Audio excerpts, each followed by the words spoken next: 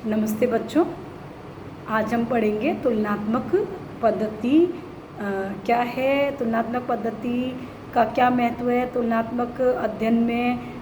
किस प्रकार से तुलनात्मक पद्धति का प्रयोग राजनीतिक विज्ञान में तुलनात्मक अध्ययन में किया जाता है और तुलनात्मक पद्धति के उपयोग में क्या क्या समस्याएं आती है, क्या उसमें टेक्निकल कठिनाइयाँ या बाधाएं आती है। तो इस प्रकार हम पढ़ेंगे तुलनात्मक पद्धति तुलनात्मक राजनीति के क्षेत्र में किस प्रकार प्रयोग में लाई जाती है। तो तुलनात्मक राजनीति के क्षेत्र का हमने अध्ययन किया, विश्लेषण किया। तो उसमें हमने पढ़ा कि तुलनात्मक राजनीति जो है वो राजनीति के तुलनात्मक अध्ययन या विभिन्न राजनीतिक व्यवस्थाओं का तुलनात्मक अध्ययन करने वाला विषय है। तो ये उसका सिद्धांतिक अन्वेषण है, अवलोकन है। इसमें एशिया, अफ्रीका और लैटिन अमेरिका के राष्ट्रों की जो विभिन्न राजनीतिक व्यवस्थाएं हैं और उसका अध्ययन किया जाता है। तो इसमें तुलनात्मक जो पद्धति है वह इस बात पर, तुलनात्मक पद्धति का प्रयोग जो है वो राजनीति या तुलनात्मक राजनीति के अध्ययन में इसलिए भी महत्वपूर्ण है कि समस्याओं, विभिन्न राजनीतिक संस्थाओं का और उसकी समस्याओं का केवल सैद्धांतिक अध्ययन या समाधान ही काफ़ी नहीं है, बल्कि हम विभिन्न राजनीतिक व्यवस्थाओं का किस प्रकार से अर्थपूर्ण ढंग से तुलनात्मक अध्ययन कर सकते हैं, जिसमें कि एशिया, अफ्रीका और विभिन्न तरह एशिया अफ्रीका के जो नव स्वतंत्र उस समय जो देश थे उनकी जो विकासशील व्यवस्थाएं थी उसका अध्ययन भी शामिल था। जिस प्रकार हम देखें कि एक राजनीतिक व्यवस्था की दूसरी राजनीतिक व्यवस्था से तुलना करना, उसको तुलनात्मक पद्धति के नाम से जाना जाता है। लेकिन राजनीतिक व्यवस्थाओं की आपस में तुलना करना इसलिए आवश्यक हो जाता है कि हम यह पता लगा सकें कि किस प्रकार एक देश की राजनीतिक व्यवस्था दूसरे देश की राजनीतिक व्यवस्था से भिन्न है। क्यों एक देश की परिस्थितियां एक जैसी होने के बाद भी उसकी राजनीतिक व्यवस्थाएं जो है अलग अलग है। जैसे हम देखें भारत में संसदीय लोकतंत्र है, ब्रिटेन में भी है, लेकिन फिर भी भारत और ब्रिटेन की जो राजनीतिक व्यवस्था है, जो संसदीय लोकतंत्र का जो एक सिस्टम है दोनों देशों में काफ़ी अलग अलग है, भिन्न है। तो इस प्रकार हम यह देखते हैं कि राजनीतिक व्यवस्थाओं का में जो तुलना है उसकी अर्थपूर्ण ढंग से वैज्ञानिक तरीके से तुलना करने के लिए तुलनात्मक पद्धति का प्रयोग किया जाता है कि एक राजनीतिक व्यवस्था जो है वो किस प्रकार राजनीतिक संस्था है, राजनीतिक प्रक्रिया और राजनीतिक व्यवहार का जो है उससे वो प्रभावित होती है। तो हम केवल किसी भी संस्था के राजनीतिक व्यवहार या राजनीतिक प्रक्रियाओं का अध्ययन ही हमारे लिए काफ़ी नहीं होता है, बल्कि हम उसकी विभिन्न राजनीतिक व्यवस्थाओं की जो है वो आपस में अर्थपूर्ण तरीके से जो तुलना करें तो वो तुलनात्मक राजनीति का एक प्रकार से व्यापक अध्ययन हो जाता है। तो एक राजनीतिक व्यवस्था की दूसरी राजनीतिक व्यवस्था से तुलना करना या उसका अध्ययन करने की पद्धति को तुलनात्मक पद्धति कहा जाता है। और इस प्रकार हम देखें कि तुलनात्मक पद्धति का प्रयोग करने वाले जो विद्वान हैं वह विभिन्न सरकारों का, राज्यों का और उन संगठनों का, संस्थाओं का तुलनात्मक अध्ययन करता है। और इस प्रकार का अध्ययन जो है वो तुलनात्मक पद्धति के माध्यम से किया जाता है। और इस तुलनात्मक पद्धति के द्वारा जो भी तुलनात्मक अध्ययन किए जाते हैं उसका निष्कर्ष यह निकलता है कि उस विषय का एक सामान्य सिद्धांत या उसके सामान्य तत्वों का जो है वो प्रतिपादन किया जाता है, जो कि उस अध्ययन में या किसी भी प्रकार के शोध में या विश्लेषण में हमारे लिए उपयोगी होता है। तो तुलनात्मक पद्धति जो है उसका क्या अर्थ है वो हमने भी पढ़ा, इसको हम आगे थोड़ा सा और विस्तार में पढ़ेंगे कि तुलनात्मक पद्धति का प्रयोग राजनीतिक विज्ञान में प्राचीन काल से होता आ रहा है। प्लेटो, अरस्तु, सिसरो, मोंटेस्क्यू, लॉर्ड ब्राइस जैसे डी टॉकविल जैसे विद्वानों ने तुलनात्मक अध्ययन में तुलनात्मक पद्धति का प्रयोग किया। जैसा कि अरस्तु में हमने पढ़ा है कि विभिन्न देशों के संविधानों, 158 देशों के संविधानों का उसने तुलनात्मक अध्ययन करके क्रांतियों के कारणों का पता लगाया कि एक देश की जो संविधान में या व्यवस्था में जो परिवर्तन है उसका कारण क्या होता है, उसका क्या हम निवारण कर सकते हैं। तो इस प्रकार से हम देखते हैं कि मॉन्टेस्क्यू ने भी शक्ति पृथक्करण के सिद्धांत का जो प्रतिपादन किया वह भी एक प्रकार से विभिन्न देशों का तुलनात्मक अध्ययन करके उसका पर्यवेक्षण करके, अवलोकन करके उसने इन सिद्धांतों का शक्ति पृथक्करण के सिद्धांत का प्रतिपादन किया। उसी प्रकार अगर हम देखें तो भारतीय संविधान का भी जब निर्माण हो रहा था तो उसमें भी तुलनात्मक पद्धति का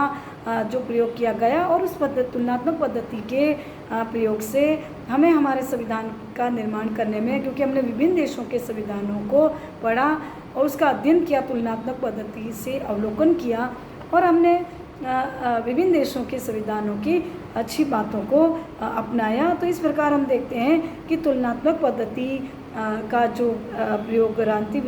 तुलनात्मक अध्ययन में जो किया जाता है वो इस प्रकार किया जाता है कि हम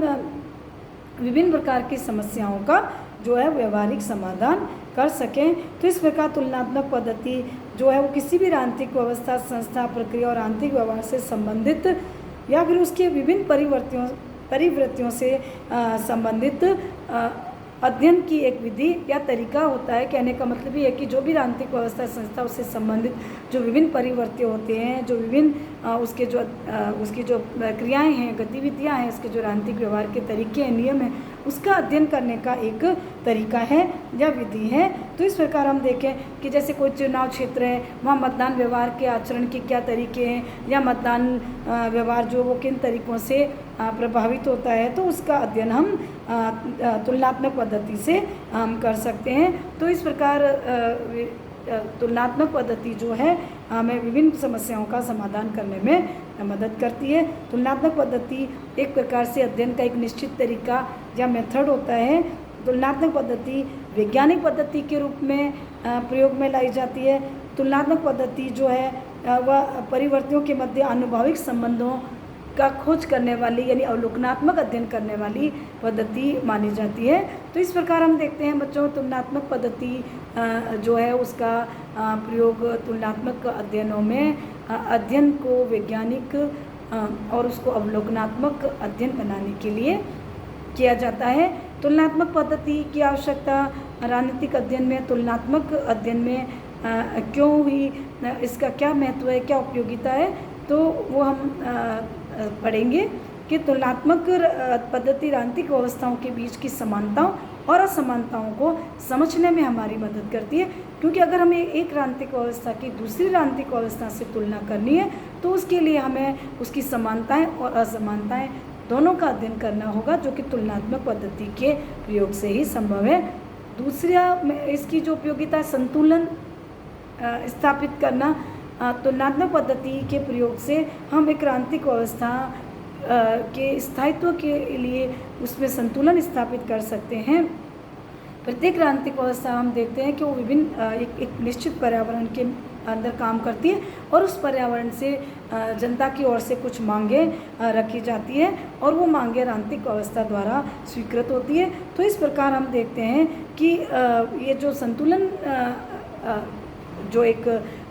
स्थापित किया जाता है वह तभी संभव होता है जब हम राजनीतिक व्यवस्था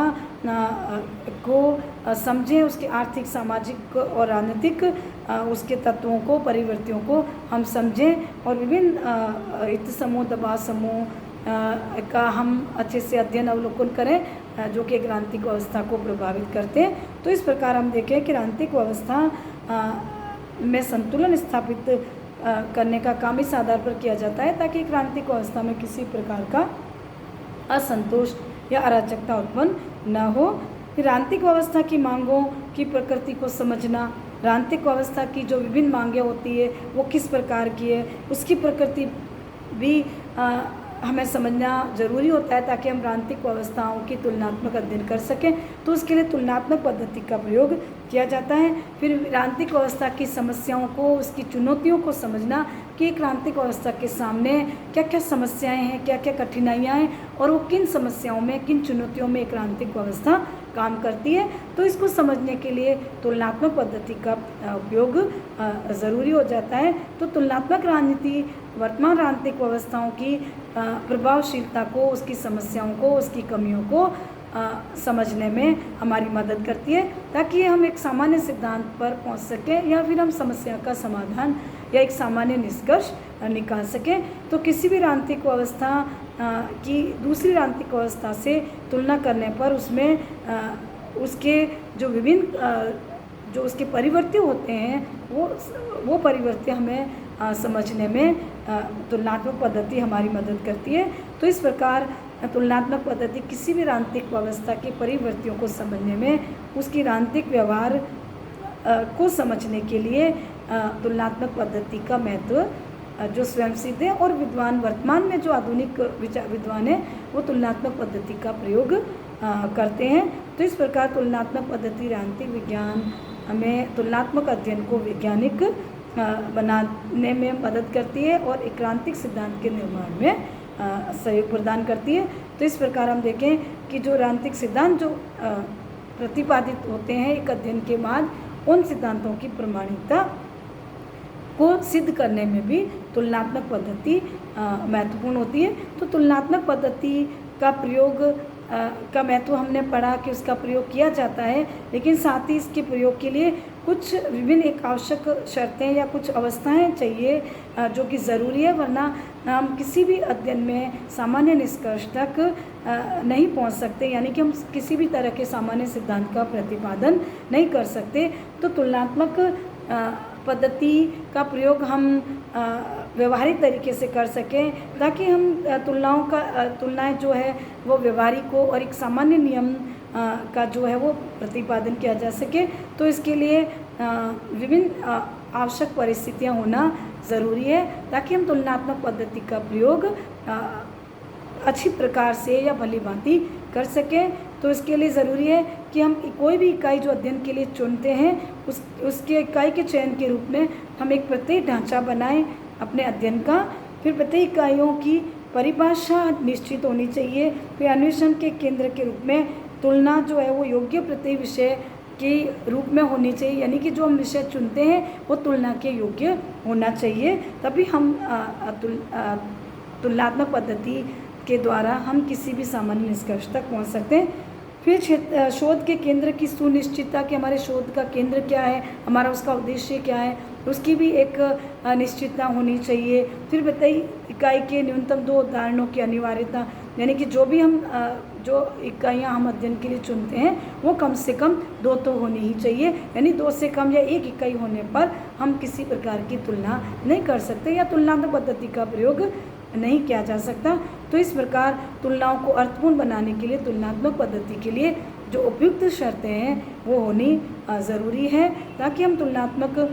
पद्धति का प्रयोग करते हुए विभिन्न राजनीतिक व्यवस्थाओं का अर्थपूर्ण